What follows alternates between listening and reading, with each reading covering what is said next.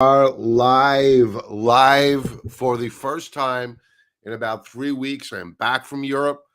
You'll note that my voice is a little bit shot. I was flying home, 10-hour flight yesterday, and came off with a cold, bad one. So it's in my chest, my head. So bear with me, and we will get this week started. It's really great to be back. I was in Paris, then pretty much all over Italy. A great time.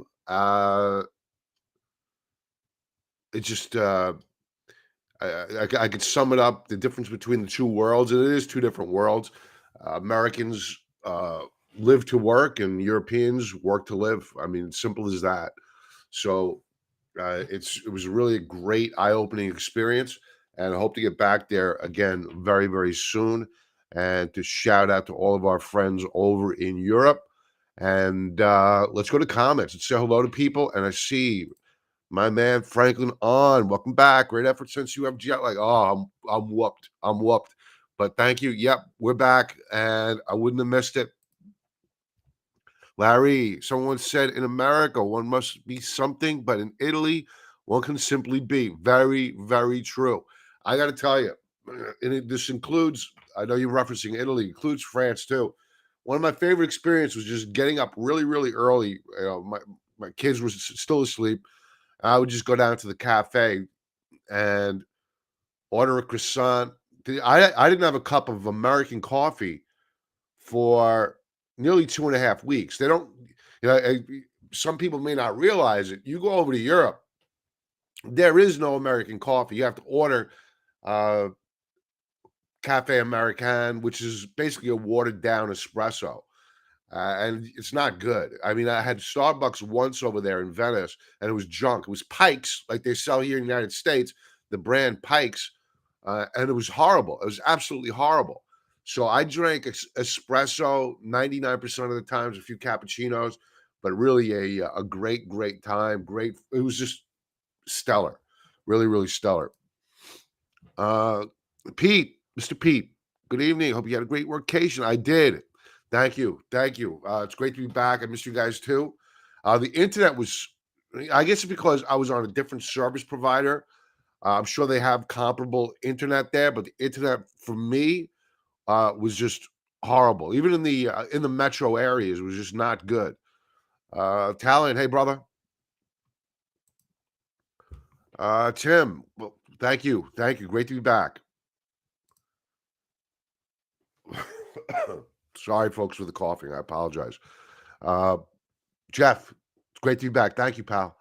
Happy Memorial Day to everyone out there, and uh, fond remembrances to those fallen heroes. And I always want to acknowledge them and their families for what they've given up, and I really do mean the families as well, because they're the ones that bear the cost, if you will, of the fallen warriors that we've had over the centuries now. So I mean that sincerely, coming from a family of veterans. So thank you out there if you have served or are a member of a family of one that served.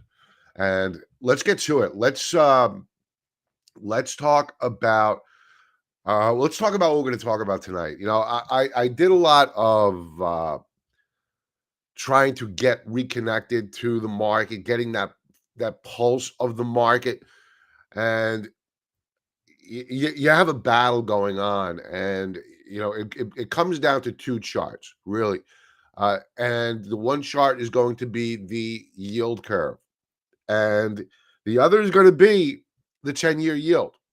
They're telling two different stories, and we're going to talk about that. But I think that as we go into the new trading week, you have to give odds to the bulls, not just of the triple Q names. When we take a look at a chart in a few moments of the S&P 500, it's ready to rock and roll here. And we now have what appears to be a debt ceiling fiasco. We're going to talk about it.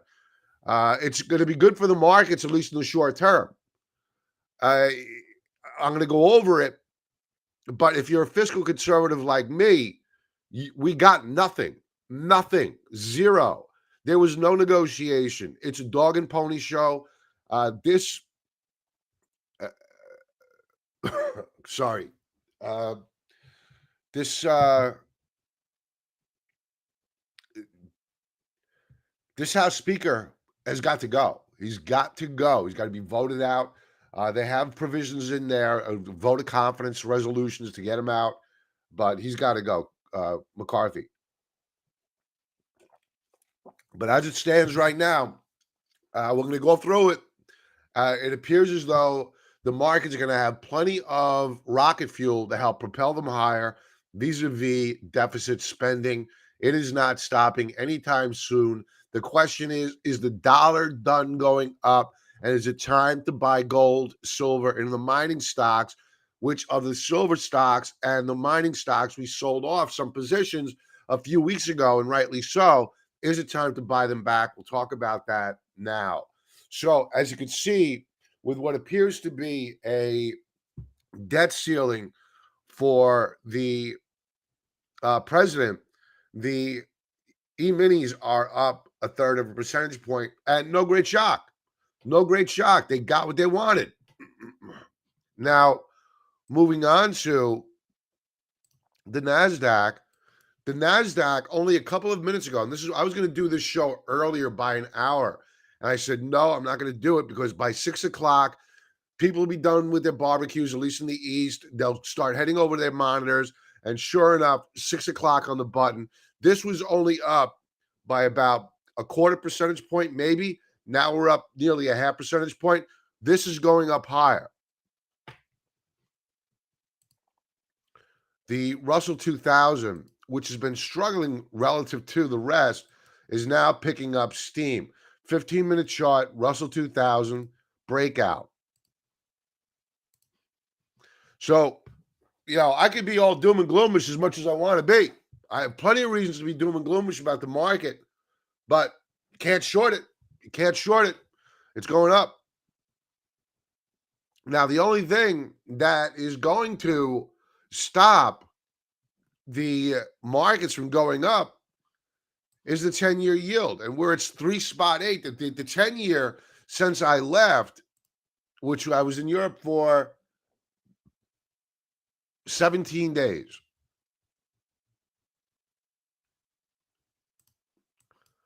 The 10-year has had a very nice move. It's moved up measurably, and in fact, it is broken out. There is no reason on God's green earth that yields should not proceed up higher, because what this deficit spending means, and I'll go into the details in a moment. The broad strokes, anyway. The balance sheet, the Federal Reserve is going to have to finance this. Their balance sheet has got to balloon. It's got to balloon. And I don't see how yields do not propel up higher here. So back to the 15-minute chart. They're not doing much yet. They're actually down in the pre-market. I don't think that this lasts. I think they've got to move up higher now. Now, as for the US dollar, the dollar is not doing much.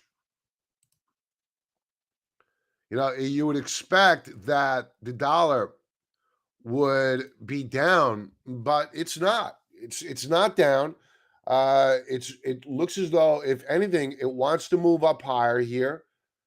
The path of least resistance at current for the US dollar is what we called it to be several weeks ago on that weekly breakout. It are higher highs. That path of least resistance has not changed. It appears as though we are going to continue down that path, and damn the torpedoes. I'm frankly surprised that we're not moving lower here because of the deficit spending. Maybe it's because it hasn't been passed yet. I checked Matt Gaetz's Twitter account earlier. He's a big opponent of McCarthy, even though they are of the same party, and he has said nothing. So I get the feeling that there's going to be a bit of a battle between the House Republicans and McCarthy. So this may not be a locked deal just yet, but I think that they're going to have enough votes when you add in all the Democrats that are going to support McCarthy. Think about it. To get this deal through, the Republican majority leader, the House leader, needs the Democrats, and they're going to support him. Controlled opposition. And this is not a political show. I'm not talking about social welfare systems or social programs or anything like that. I'm talking about fiscal conservatism. There is none. It's dead. It is dead. And the doctor just hasn't had the good graces yet to declare it dead. And I don't know where to from here. Inflation's just going to go mind-blowingly higher. But we'll take a look at gold, and gold is down. Gold doesn't agree with me, right? So at current, it appears as though the markets are not embracing this deal as being done. If this deal were done, I get the feeling that gold would have to move up higher. Silver would have to move up higher to front run the spending that's about to get unleashed. And the spending, think about all the spending that the government does takes away from the private sector, takes away from innovation, it takes away from growth. So if you have deficit spending at a mind-blowing rate of a bare minimum of $4 trillion, bare minimum, then what's going to allow for growth in the economy? And the only way to grow our way, or should say, the only way to get ourselves out of debt in the United States is to cut government and to grow the economy. We're not even talking about that yet. That's not even that's not even a I don't know. It's not even a footnote in any spending bill here. It's crazy. It's just bananas. So all we can do, I struggle sometimes when I come on here and I do these live streams and I get caught up a little bit in the wonkiness of the policy. And really all I'm trying to do here is convey is that we can only trade the market that we're given, right? And right now, the government is going to be unleashing spending like you have never seen before. And it will find its way into the market. The markets will embrace it. The only problem is when yields begin to break out above 4.25%, that's when things get real fast. So we'll see. I'll see it 4.25% because we're going to get up there pretty quickly. So let's continue on. Let's take a look at silver. Silver down, spot 41% in the pre-markets here. And intuitively, I would have thought dollar down, metals up. Nope, that's not the case.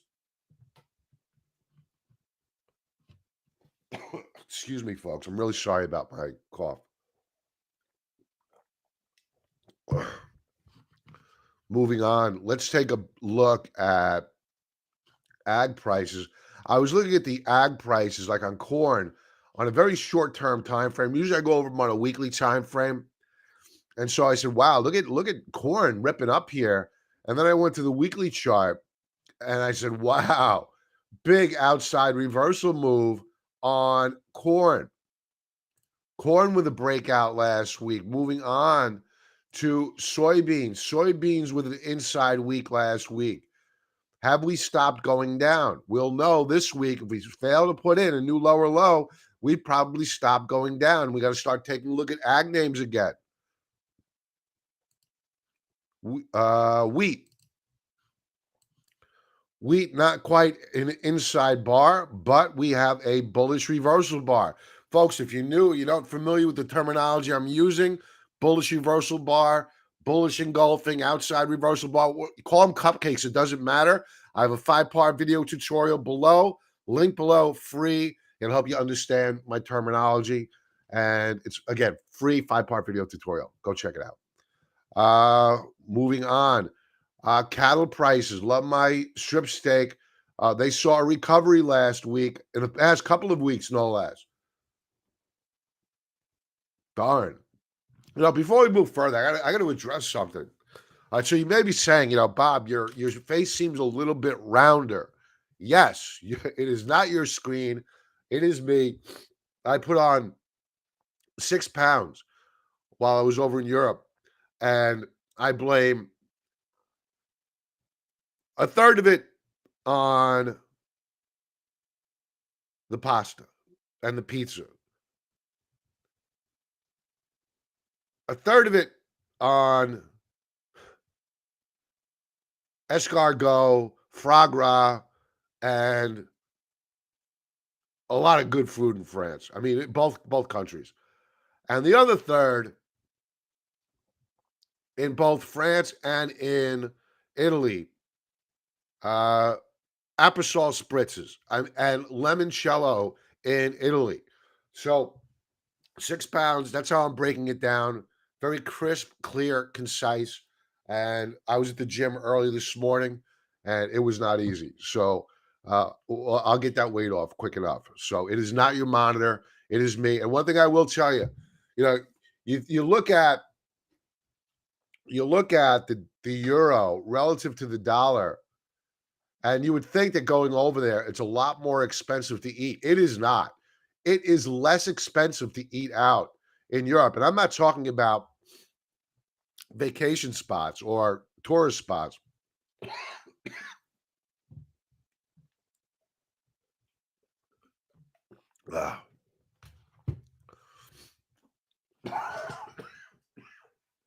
Sorry, folks.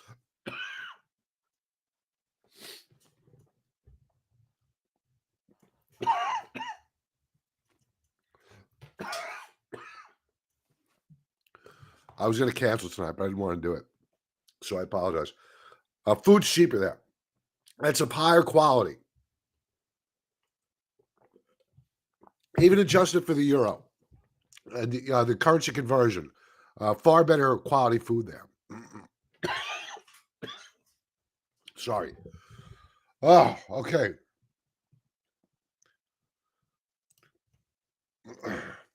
One chart I'm liking this week as we proceed forward is Bitcoin.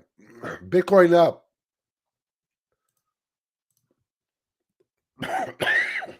3%. I'm going to try to hit the mute button if I cough anymore. I don't want to gross people out. Let's go back. I'll take a break here for a second. Go over people's comments.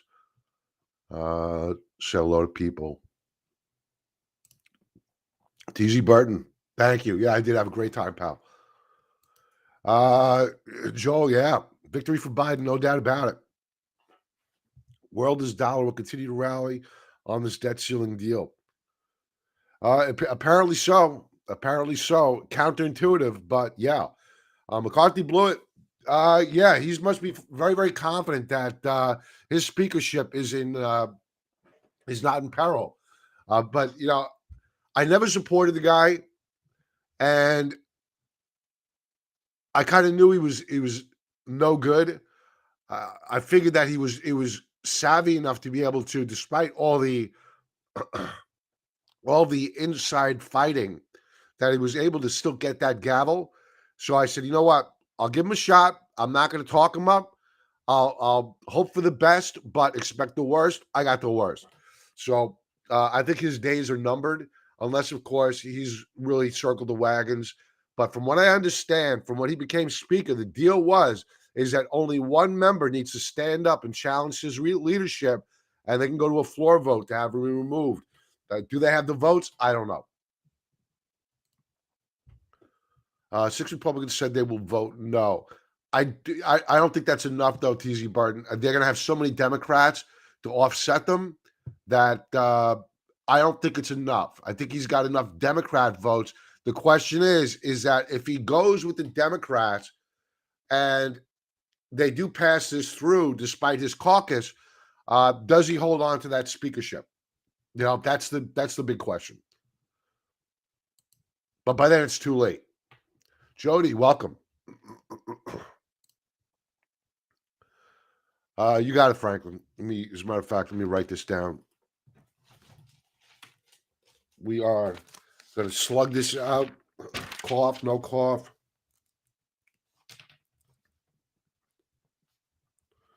Okay. Might have to move to Columbia, which he says it's beautiful there. Yeah. The ladies are beautiful. Second on Tesla. I got a sell signal on Friday. Okay. I know it was ripping up. I didn't do much trading at all. We booked profits on our short of gold. Oh, excuse me, short of the gold miners. Dust. That 5-part tutorial helped me. Oh, good. Glad to hear that, TZ. Very good feedback. Thank you. Hey, Eric. Thank you, sir. Good food. Yeah, I got to tell you, it was pretty awesome. One thing I want to say though is that you know the pizza was very very good. But I live in New York, and I get some pretty good pizza, and I think that New York style pizza anyway is comparable to that. Not in all places, but a few places comparable to that of Naples and to Rome. I think I prefer the Roman style pizza more than the Neapolitan. But the one thing about their pizza is that it is far, far more fresher. And they use like whole leaf basil on it. And I like basil. So it's just the product is just fresher. Simple as that. But I think if the New York style pizzeria started adopting fresh ingredients, I think that they would be hands down better, to be honest with you. Yeah, Nvidia, that's a tough one. We have a strangle on Nvidia. We'll talk about it. I'll write it down.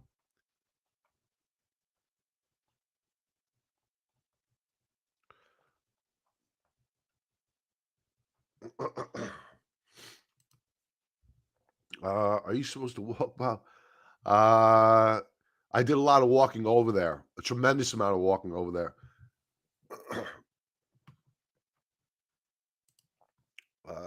Jody, I'm on a low carb diet, but I got to tell you, I'm usually on a low carb diet myself, but man, I mean, it was just carb. It was carb city. I mean, in Paris, now they run out of the croissant, so I used to get to the bakery early and get a croissant. And I'm still hungry, and they'd run out of croissant. So what I'd say, let me have a baguette, and they cut half a baguette. They cut it in half.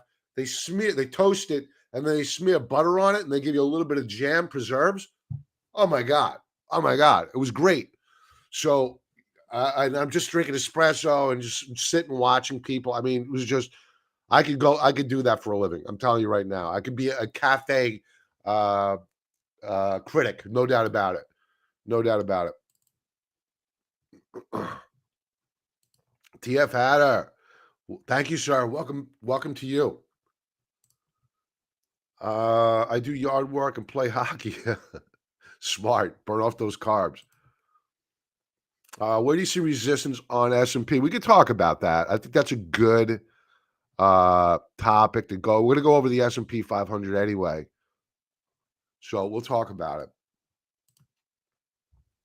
I'm reading Japanese Candlestick Techniques by Steve Nissen. I've heard of him. I'm a big believer in Japanese candlesticks. I know they're into the Ichimoku clouds as well. I'm not that into that. I haven't really, it's not that I haven't spent the time to learn it. I'm sure there's value in it, but I just haven't learned it. They're very, very into that over there, not just the candlesticks. Bob, we don't want to push it. If need to, thank you, Talon. No, we're good, brother.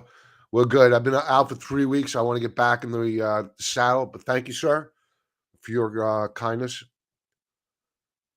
KRE, that's the regional bank ETF. So the problem with this market is that if I'm right and they push yields up higher, you know, commercial real estate, you have a lot of loans from 2018, 2017, 2019. They're coming up for refinancing. These are not 20, 30-year loans. These are 5-year, 10-year loans, and they got to be refinanced. So the property values have gone down on these commercial properties where people are working from home now. Their vacancy rates have moved up higher, which is the reason why you have all the declines in the commercial property values. And now they need to refinance from 1%, let's say 1% back in 2018, to now 5% on property values, which are lower. Good luck to the regional banks to finance those deals. And what they do is that these fund managers, they don't, suppose you own several commercial properties, like you own the Empire State Building, the Chrysler Building. You they may be in your fund, but each one has an LLC. So if the bank finances that property, they can't go over after your other properties. That loan dies with that LLC. So the fund just sends in the keys and says, all right, bank, it's on you now. So, and it's not 20% down on those properties. It's a very minuscule amount they put down on these properties. Big problem for the regional banks.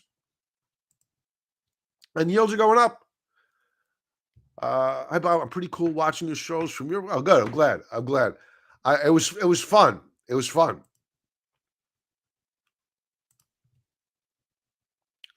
We were in that same region. Ah, Tuscany. Oh my God.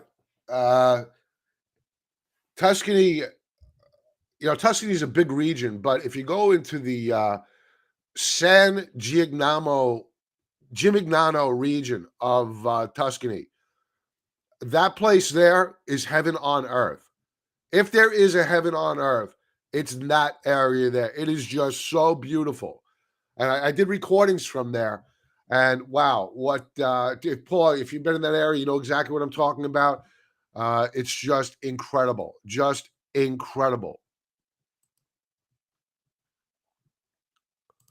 Uh, oh yeah. I went to San Gimignano. I bought a cap there. I love that town. It's a great town. Siena, I went to Florence. So yeah, we hit all of those areas. I hit all of Central Europe. Excuse me, Central Italy, and then we took the metro down to Napoli, and we didn't stay in Napoli. My we have family over in Portici, which is just outside of Napoli, and then we went down to Amalfi, Positano, Sorrento. It's just so beautiful down there. It's crazy. And then we went up to Rome, spent a few days there, uh, did a ridiculous amount of partying and sightseeing, but it was really just insane. So yeah, I did all that. And Jody, it was great. It was really great. I'm so glad I did it, but kind of glad to be home too. If you guys are members, you should lose. Thank you very much, Talon. Thank you very much. Appreciate that. All right. Yeah, link below, 14-day free trial offer. Thank you very much, Talon. Okay. Do we have more comments? Oh, TF Hatter. Cafe Camper, just flip the chairs. Yeah, that's a good idea. That's a good idea. Cafe Camper. I'll take that domain name and use it on YouTube. Okay. Let's get to it. Let's go to one thing I wanted to, before we leave here, I want to talk about oil. A announcement came out of OPEC that they are not cutting production. So it looks as though oil may be catching a bid. We're putting in a series of higher lows. Now, why does this matter? So I mentioned earlier that the government, by borrowing all this debt and having interest payments on our debt equivalent to the size of the defense budget, they're taking money out of the private sector and they are burning it. They're wasting it. This is what the governments do. And what that does, it stifles growth. So if you're going to stifle growth and you're going to fuel the flames of inflation, what is that? Stagflation, the perfect environment for gold, silver, the miners. So this is why I'm expecting a move up higher in gold. I'm probably going to be doing some trading of the mining stocks this coming week.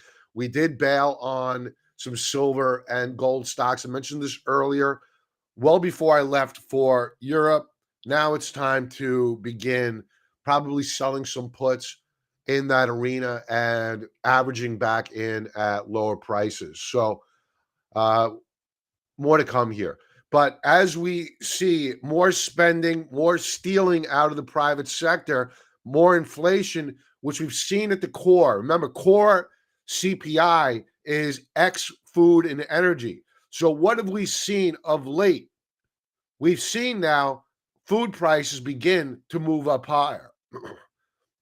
Energy prices are now beginning to move up higher. So it's going to go from core X food and energy to headline. Once the headline number starts moving up higher again, this rally, which was all started due to the fact that headline CPI came down, even though core met or exceeded the prior read, this rally could come under a good amount of pressure. Talon, wife and I are listening by the pool. Awesome. Welcome to hello to the little lady, and for the patience that she shows for dealing with Talon, although he is a very good cook, very, very good cook. So I'm sure she appreciates that. So hello to you. Okay, let's get to it. We have a lot to go over, and my voice is going. I got to stop at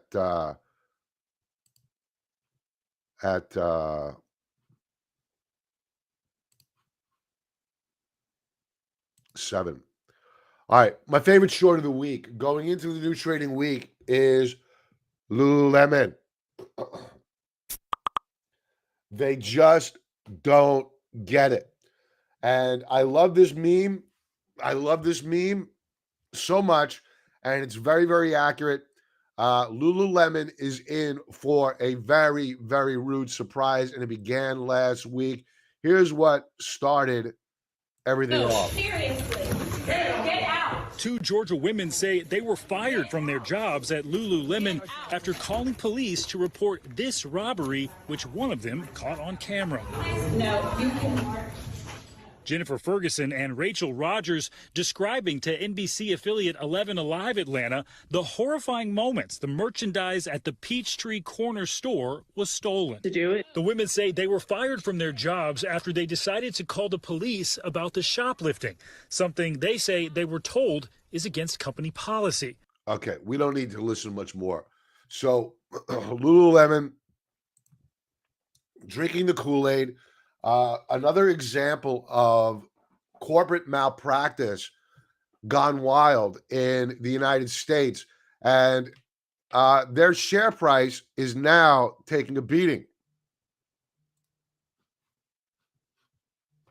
Excuse me 1 second, folks.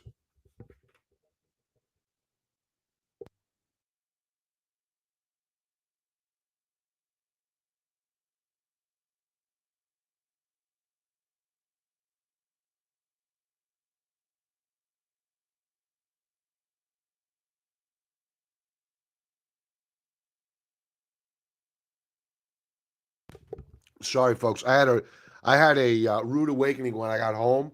My cesspool has a problem, so that was the cesspool guy. He's coming over tonight.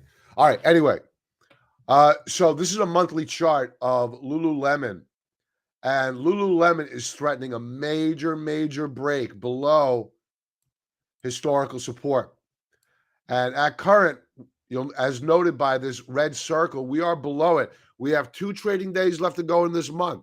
If Lululemon breaks the support level, it's probably going to see, on a continuation breakdown, a ton of shorts lean into it, They do have earnings coming up, I believe, the week of June the 1st, so this coming week. So just be forewarned in advance of putting on a trade. Lululemon has earnings, but setting up for quite possibly a breakdown here going into the next quarter. Economic data coming out this week. Jobs. Remember, the Federal Reserve, they want to see joblessness. They want to see wage growth come under pressure. And they're not going to be happy until they get that. What do you need? You need layoffs. And we're going to be getting the ADP report on Wednesday and the Pimp Mac Daddy of them all on Friday, the non-farm payrolls. And, of course, average hourly earnings. Looking at the markets, Qs last week, 8% on the week. Wow. On volume, that was all right. On the day, how do we close out the day? Very extended. Relative to the third standard deviation Bollinger Band, 331 is support. I think you can go higher than that. 335 looks like support. S&P 500 up a third last week, third a percentage point. And what I want to point out on this chart is not the week, it's the behavior. And the behavior is this, is that we broke out back here the week of April the 24th.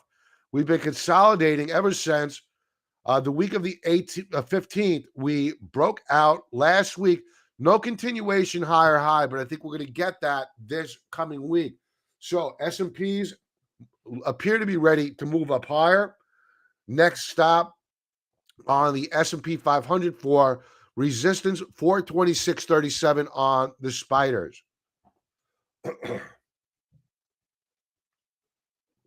Now, moving on to the debt ceiling. So this is out of the New York Times. So take your news from where it comes, okay? So they begin this article with a little bit of meat to the I guess the fiscal conservatives that read this rag anyway. But they begin this off with, oh, look at how bad the Republicans beat up the Democrats. 2 years of spending caps, additional work requirements for food stamps, and cuts to IRS funding are among the components of the deal. The cuts in food stamps and work requirements, you're talking about a minuscule amount. These are the wins. This is a grand win for the Republicans here. The cuts to IRS, that is BS. What they want you to think is that, oh, they got rid of that $80 billion package that helped support the IRS, helped get them thousands upon thousands of new agents to come after not the rich, but the middle class and the poor. And what was the promise of this esteemed representative of the people? On the very first day, we're going to do is repeal the 87,000 IRS agents. And you know what? They voted to do it. January 10th of 2023, House Republicans vote to strip the IRS of nearly $80 billion approved by Congress. Has it been revoked under this deal? The answer is no. No. The proposed additional increases in their budget have been reduced, not the $80 billion. So if you're looking for the win for the Republicans, this is it. This is it. The deal suspends the nation's $31.4 trillion borrowing until January of 2025. Suspending the debt limit for a period of time is different than setting up new fixed level. It essentially gives the Treasury Department the latitude to borrow, blah, blah, blah, blah, blah. Now, what the Republicans wanted going into this was a $1.5 trillion increase in the debt ceiling, and they had to come back before the next election to vote on any increases. They're not getting that. They're not getting it. So any new future debate on the debt ceiling occurs after the next presidential cycle. This is not Biden doing this. This is the Republican doing this. He agreed to this. It gets worse. Think about this. The debt ceiling has been suspended.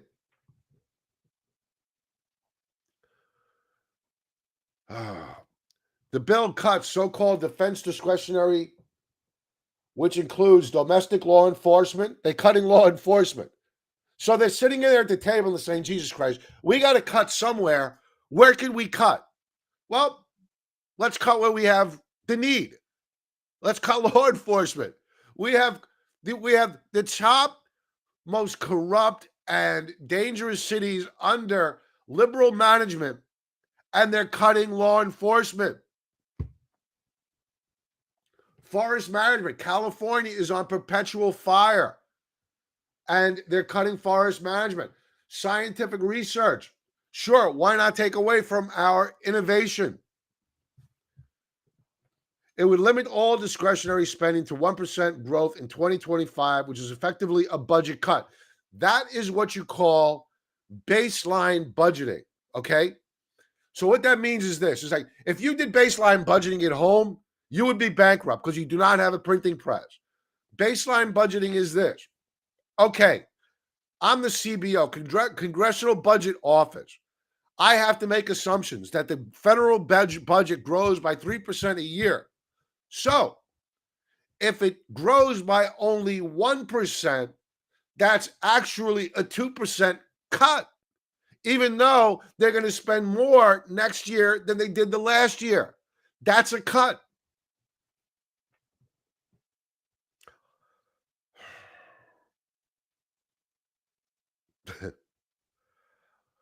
And it also caps. I want to try to blow through this. It also,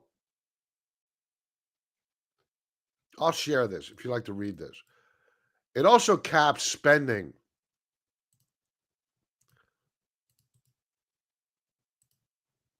at, I believe it's 2022 levels. Fact check me on that. But I believe it's 2022 levels. Now, we need to put that into context because it sounds good, right? It sounds good. You know, wait a minute, Bob. Wait a minute. Psst. Hey, Bob, you know, they've been blowing out the spending for the past couple of years. You know, freezing the spending for, 2 years is pretty good, no? Well, not when you consider that they're gonna raise the debt ceiling by $4 trillion. And any debate doesn't come up on a new debt ceiling until after the 2024 election into 2025. So basically, what this does is give the Biden administration a blank check to spend at will. And when you take a look at the, but did I use the wrong? Here we go. When you take a look at the current spending of the U.S. government, you can see that really back in the 1980s under Reagan, we went into perpetual deficit spending. This is a blow off top. And what they're saying is this, is that they're saying, okay, we're going to freeze it at 2022 levels. Let's say back here at the lowest level of spending in 2022. I'm going to give them that. I'm going to say, okay, the lowest spending level of 2022.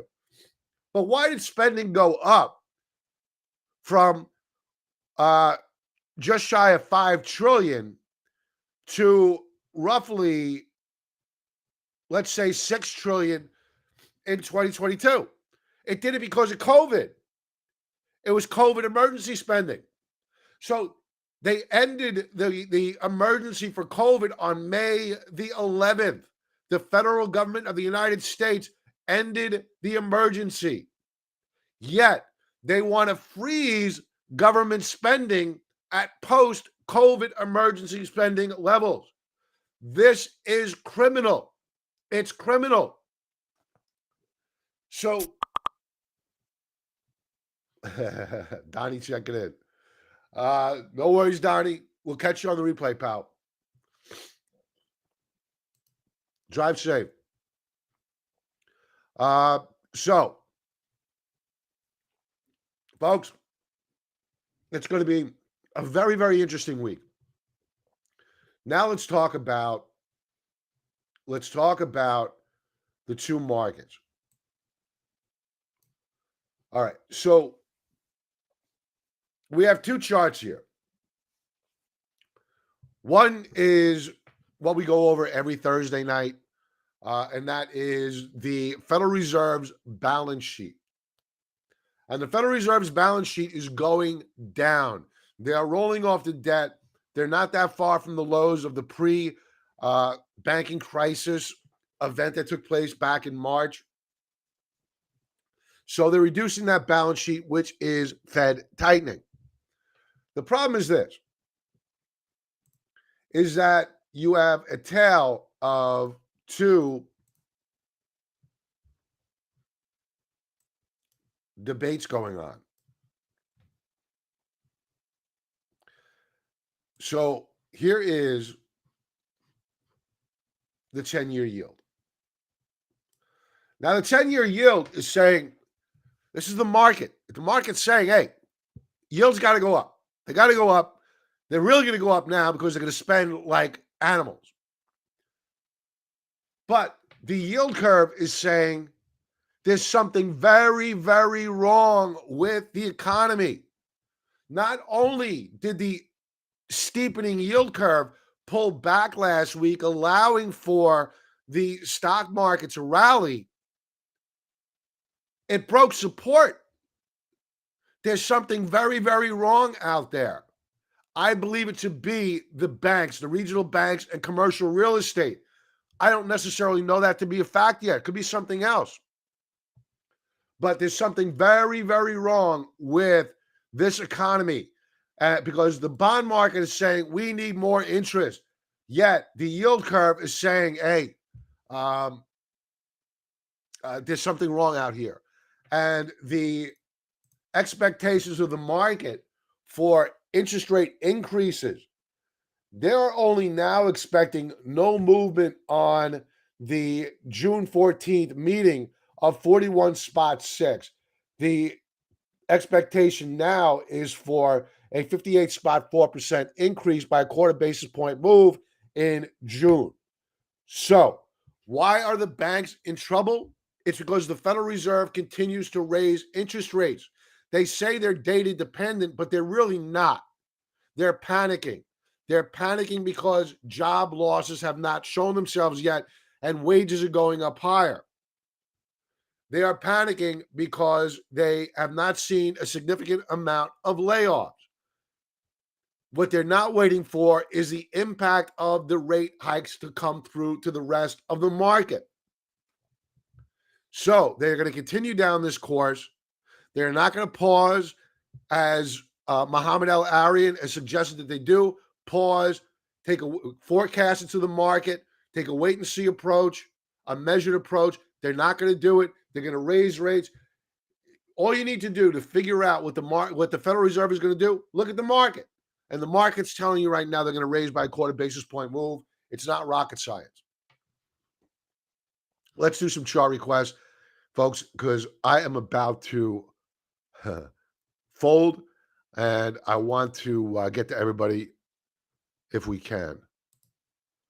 Yeah, Lulu, great company, great products, but bananas in terms of management. Yeah, Wall Street Silver is great. It's a really great channel to watch and read. Well, yeah, you're seeing some companies are backing away from ESG. There's a steady flow now. Think of like in the past couple of weeks, 7 companies have backed away from net zero emission standards by, I think, 2030, something like that. I forget what the year is, but I think it's 2030. Fact check me on that. Yeah, no doubt, pal. No doubt. We are in clown world. All right. So let's talk about Tesla. I haven't looked at Tesla's chart in several days. I got to tell you, the monthly chart looks pretty good here. 2 trading days left to go. A lot can happen. But what I'm looking at here is a potential breakout on Tesla. We're in a consolidation range. Good volume so far in the month. But again, 2 trading days left to go. A lot can happen. Weekly view. We broke out above one resistance level last week, got stopped at another. Good volume. Stokes are moving up higher. I think odds favor bulls here. Daily view.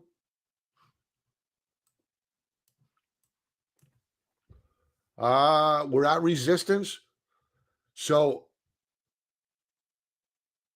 I think the path of least resistance remains higher. You do have some resistance levels above.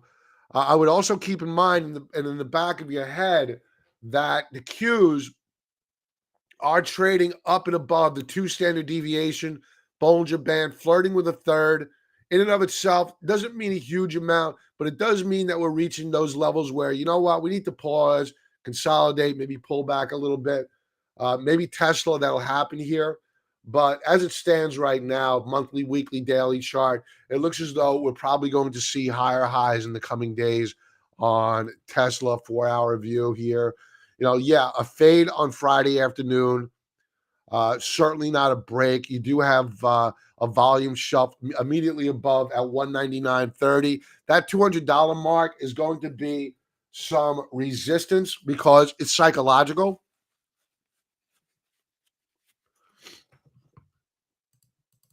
Now, moving on to NVIDIA. Is it a short? You take a look at a monthly chart here of NVIDIA, and wow. What can you say? Is it a short? For a scalp, probably. Probably. I'd be looking for that opportunity.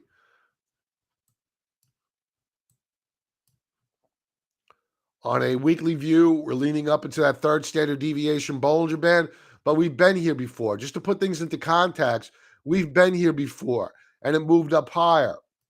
So it doesn't mean necessarily simply because we're kissing that 3D Bollinger Band, doesn't mean you go shorting it. It just means watch it very, very closely. Daily chart.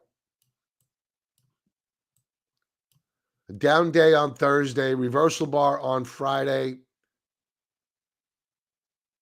I think it consolidate here and probably moves up higher. Would I short it here? No. Too close to support right here at 289.46. Where I'd be eyeballing shorting NVIDIA is up here at around $400 a share. I think that's psychological resistance and a great place to think about shorting NVIDIA. For a scalp only. And they came out with some positive news over the weekend, new products. I think it was out of Hong Kong for AI. AI is going to be the big thing. So if it's going to rally tomorrow, I wouldn't short tomorrow. Let it have its day. Look at it later in the week at that $400 per share mark. KRE.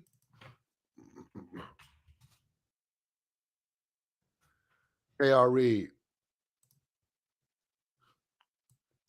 Monthly chart, we've rallied off the lows of the month.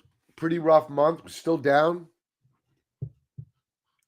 Still big volume out there, but we are well off the lows. Weekly view, good week last week. Oh, sorry, clicked the wrong button. Weekly view. Still a good week. We pulled back off of the 9-period moving average. So that's a bit of resistance above. I'm not a buyer here. If they close it above the 9-period weekly view, I'd be interested in it. Daily view.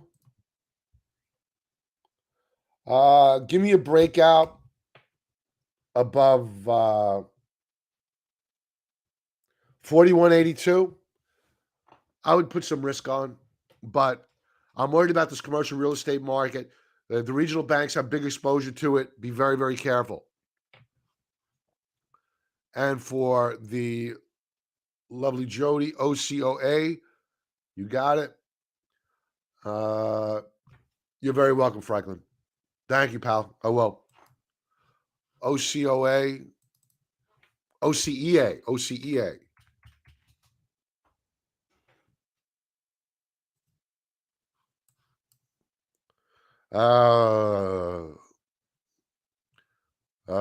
Not a lot of data here. It's not looking good. I'm not loving it, Jody. I'm not feeling the love. You're not going to be able to short this. I doubt it anyway. But it's not looking good. You've broken weekly support. They routed it last week to retest the support level. It failed. It's rejected. It's probably going lower. I would avoid this. Avoid it. Okay. Hey, folks, I'm going to cut it off a couple of minutes early. My voice is shot. Thank you for being here. Like, subscribe. I'll talk to you throughout the week and have a profitable trading week. Thank you for being here. Have a great night and happy Memorial Day. Be well.